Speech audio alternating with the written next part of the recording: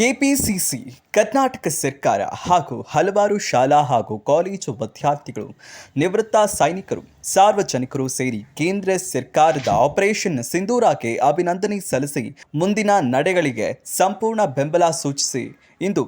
ಜೈ ಹಿಂದ್ ತಿರಂಗ ಯಾತ್ರೆಯನ್ನು ವಿಧಾನಸೌಧದ ಆವರಣದಲ್ಲಿ ರ್ಯಾಲಿ ಮುಖಾಂತರ ಬೆಂಬಲವನ್ನು ಸೂಚಿಸಿದ್ದಾರೆ.